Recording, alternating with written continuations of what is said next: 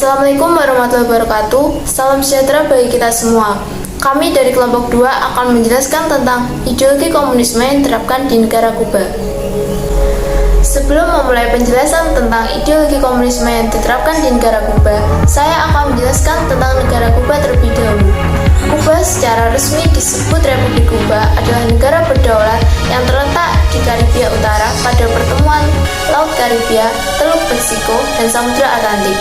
Kuba berbatasan dengan Amerika Serikat dan Bahamas di sebelah utara, Jamaika di sebelah selatan, Haiti di sebelah timur, serta Teluk Meksiko di sebelah barat.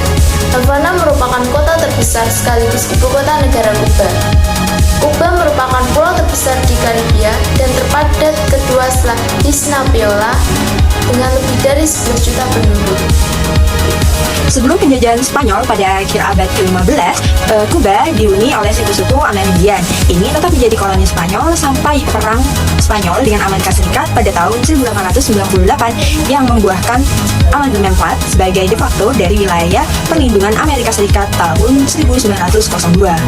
Sebagai sebuah negara rapuh, Kuba berusaha untuk memperkuat sistem demokrasi. Akan tetapi, pemasangan radikalisasi politik dan permasalahan sosial memuncak dalam kediktatoran Fulgencio Batista pada tahun 1952. Kerusuhan lebih lanjut dan ketidakstabilan menyebabkan tergulingnya Batista pada tahun 1959 pada gerakan 26 Juni, yang akhirnya menjadikan pemerintahan di bawah kepemimpinan Fidel Castro. Selanjutnya, sejak tahun 1965, negara ini telah diatur oleh Partai Komunis Kuba, yakni sebuah gadai selama Perang Dingin antara Uni Soviet dan Amerika Serikat.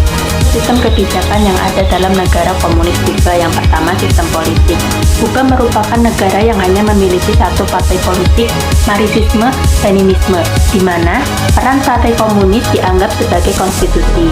Yang kedua, sistem budaya. Secara budaya, Kuba dianggap sebagai Amerika Latin, di mana orang-orang Kuba termasuk ke dalam multi etnis, budaya dan aspek istiadat yang berbeda. Contohnya Aborigine Taino dengan masyarakat Cipune. Yang ketiga, sistem ekonomi.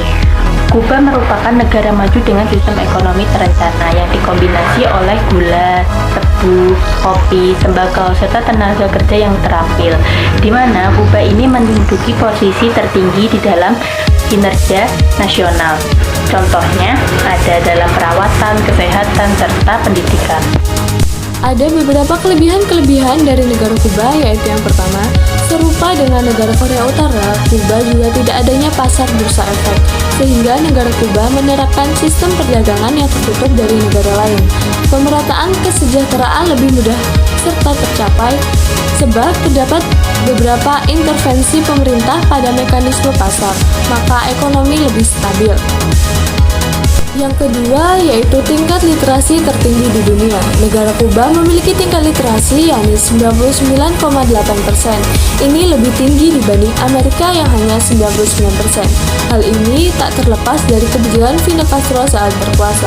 Saat itu, Castro membuat sebuah program yang sangat sukses. Sebelumnya, tingkat literasi di Kuba hanya 60-70%. Angka itu melonjak hampir 100% hanya dalam waktu setahun.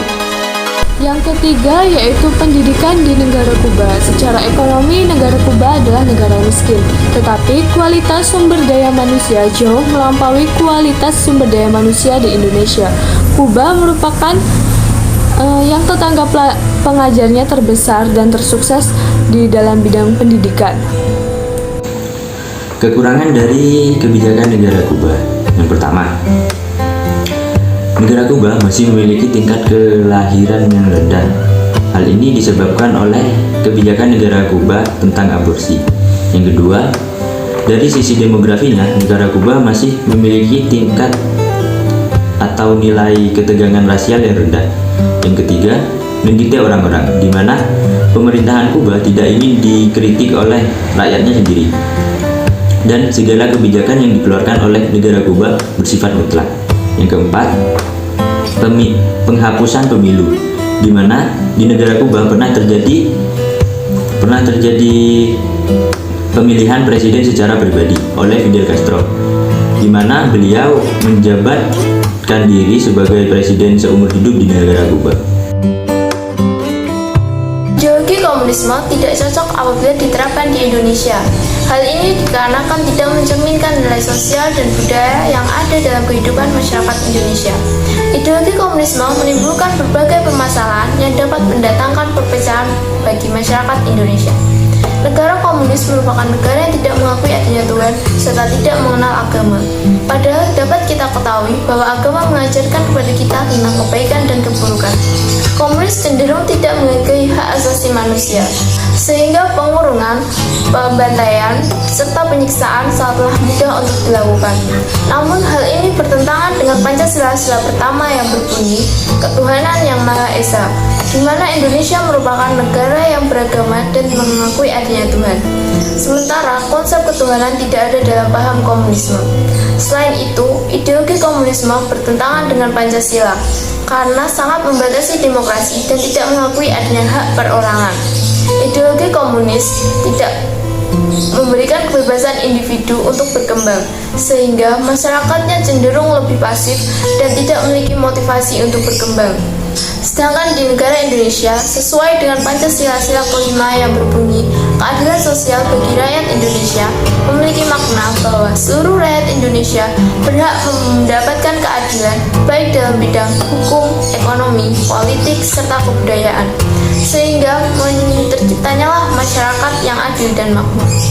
Berdasarkan penjelasan di atas, kesimpulan yang dapat kita ambil adalah pada dasarnya ideologi komunis tidak dapat diterapkan di Indonesia karena ideologi komunis tidak percaya akan adanya ketuhanan dan tidak adanya penerapan dalam hak asasi manusia.